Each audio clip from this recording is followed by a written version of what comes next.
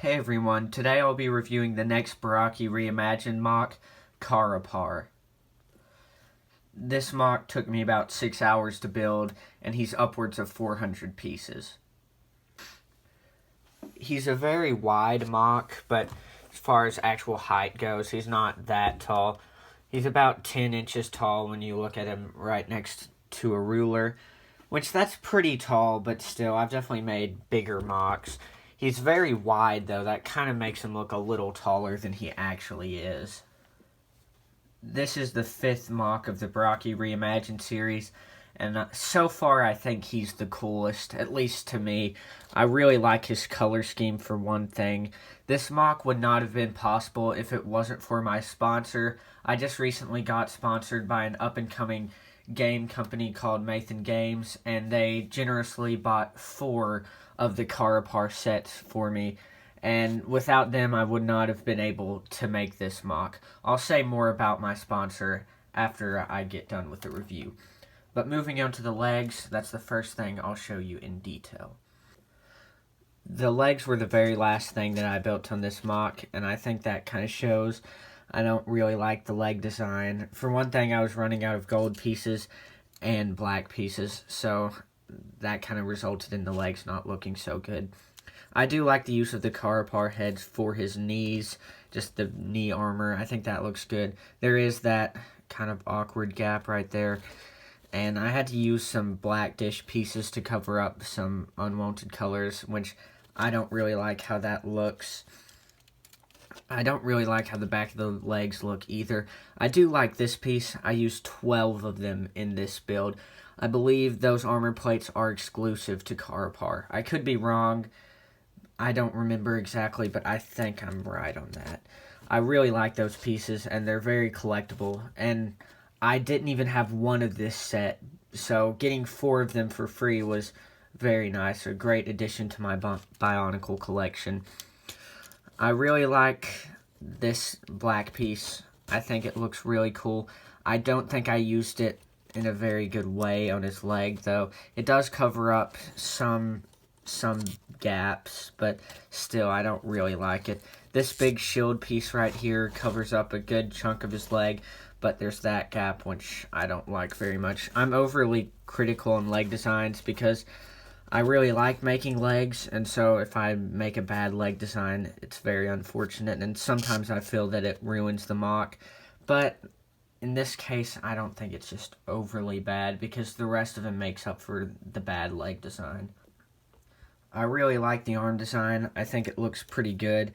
I really like the claw design, though. It really stands out. I went with a 3-claw design rather than the 2-claw design that the original set actually had, and I gave him 2 claw arms. The actual set, he just had 1 claw arm and a hand with a bow. I have not been including the bows in my Barraki Reimagined MOCs, though, just because I don't really like bows and I'm not very good at building them, so I just have been improvising. So I gave this guy an extra claw instead of the bow, which I think makes him look more menacing, and I just really like how he looks with an extra claw. The claw arm took me a little while to get just right. It took quite a lot of tweaking until I got a design that I was pleased with, and I would not have been able to do this once again without my sponsor, so I'm very grateful. I didn't even have one of these pieces before I got Carapar, and I think that piece might be exclusive to him. I'm probably wrong about that, but it might be. I really like how his whole forearm looks. I think it's closed up pretty nicely. I used the original connector pieces that the sets actually came with, just because they do kind of match the gold. Not really, but they kind of do. And it adds a different color, and so it makes the claw stand out a little bit more. I used one of those really cool exclusive armor plate pieces right there underneath the forearm just to give it a nice rounded look, and then I used another one of those right on top of his arm to cover up a bunch of unwanted space. His bicep doesn't stand out overly much. It's not that good of a design, and the back of his arm really does not look that good. I hate seeing those 2 dark gray techniques. I don't think that looks very good, but that's just I should have fixed that when I was building this MOC. That's a mistake that I only noticed now. I guess I could probably fill those spots with spikes, but I don't know. I probably don't have any more of those gold spikes. Both of the arms are exactly the same, if you haven't already noticed. So it was very easy to copy the design once I got it done and how I wanted it to look. I always do symmetrical arms, or at least most of the time I do, just because it's easier. After you finish the design, you can just copy it. I really like making symmetrical builds because they go a lot faster. I really like the body design. I used two 6.0 black beast claws just to slope the chest all the way down to that golden armor plate. It closes up nicely right there with the natural curve of that armor plate. It really curves so well right into the tip of that black spike. I think that looks really cool. I used two of these golden armor plates to slope the chest all the way down to that spike and right to the ball joint, which I think that works pretty well. It looks pretty organic. I've been trying to make these MOCs look more organic since they are supposed to be living creatures, but as you can see, sometimes I can't resist adding different tanks and wires, which I think those designs look really cool, but I probably should tone some of those down because I am trying to make these look like they're actual living creatures. I like the use of these golden armor plates sticking out at an angle. I used two of his body armor plates for the shoulder plates. I put those at an angle just to make them look a little more interesting. I think this look right here is a very menacing look. I think I did a pretty good job with how he looks from the front. I don't really like how he looks from the back, though. I used another one of those body armor plates that the set came with. I have 4 of those now, and I only used 3 of them. I feel like that's kind of a waste. But I wouldn't have had 4 of them if my sponsor did not buy these for me. In fact, I probably would have only gotten 1 of them. So I am very thankful that I have 3 to put on this MOC.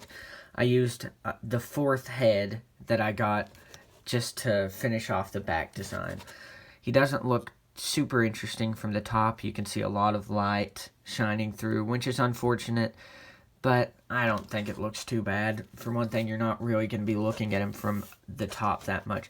The main angle that he looks good from is really the front. I think this is really the best angle that he has, which is true of most MOCs, and especially true of LEGO sets these days.